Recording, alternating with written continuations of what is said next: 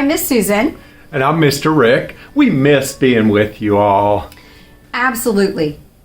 But you know how your parents take care of you? Well, sometimes when you get to be my age... In other words, old. Well, sometimes you have to take care of your parents, and that's what I've been busy doing. And let me tell you, raising parents is hard work. Parents don't always listen and do what you say. Hey, that reminds me of God's special family, the Israelites. Yeah. But just like parents never stop loving their kids, God never stops loving his people. And we're going to find that out in today's story. But first, let's rewind and review. In the beginning, God created the heavens and the earth. Well, I don't think we have time to rewind quite that far. But we have learned that God chose a family to be his people. Yeah, the Israelites. God loved them so much, he gave them their own land. That's right. But after a while, most of the Israelites stopped following God. God sent prophet after prophet begging them to turn back to him. They kept disobeying him. They were forced to live in other countries. That's right. Like last week's Bible hero, Daniel. Man, I wish we would have had time to make that video. I love that story of how God protected Daniel in the lion's den. Yes. Plus, our cat Gabby was going to play one of the lions.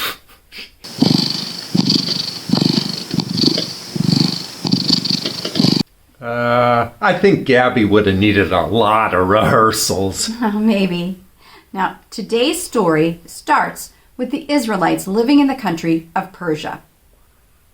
Yeah, man, we're still in Persia. We've been here like 70 years. I mean, I like hummus as well as the next guy, but I just want to go home. Who are you? I'm the prophet Jeremiah.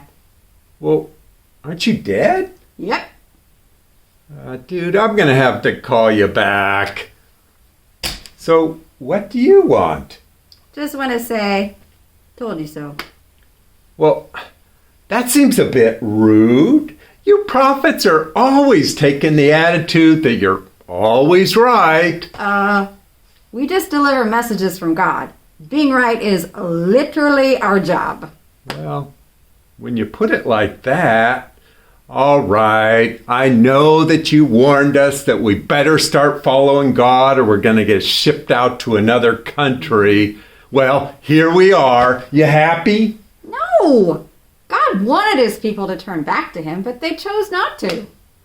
Yeah, we did make some bad decisions. Now we're stuck here forever. No. Didn't you read the rest of what I wrote? God promised after 70 years that you would be able to go back home. He has plans for your hope and hope for your future. Read about it. Bible brainiacs. Jeremiah didn't really reappear like that, but Miss Susan just takes any excuse to show up on camera. I heard that. Hey, King Cyrus, you wanted to see me? Yes. I have an announcement and I want you to write it down. God's people are free to go back to Jerusalem to build a temple for God. How do you spell Jerusalem? Just sound it out. And what's more, I want them to be given gold, silver, whatever they need in order to build the temple. Can you go super slow? I don't know cursive. How exactly did you get this job? I'm your wife's nephew. Oh, yeah, right. Now, what's more is I want to give them back all the valuable stuff that King Nebuchadnezzar took from their temple in Jerusalem. Are you sure? I mean, it's surprising to let our prisoners go, but to give them all this valuable stuff? I don't know. It's like there's another king more powerful than I am who's really in charge. Like a king of kings. Cool! Oh, we are very excited! Jerusalem or bust, baby! Yeah. Ooh, I better start packing. cooking. This is hard work. But it's a way to show that we want to follow God again, so it's totally worth it. You're right. The Lord is good. His love continues forever. You guys will never finish this temple. Why don't you just give up? Well, maybe you're right. We need to build our own houses too. I'm the prophet Haggai, and I have a message from God. You've built fancy houses for yourself, but you seem to have forgotten about God's temple. Yeah, we did get a little distracted. Well, finish the temple. Worship God. God wants his people to follow him. So I have a question. Did the Israelites ever finish rebuilding the temple? Well, eventually. Okay, I have another question. Okay, shoot.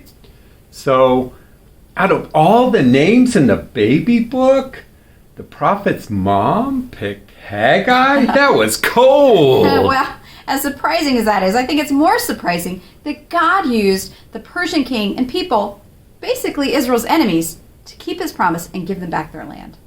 Well, I hope they learned their lesson. Well, we'll have to stick around to find out. And you stick around for joke time.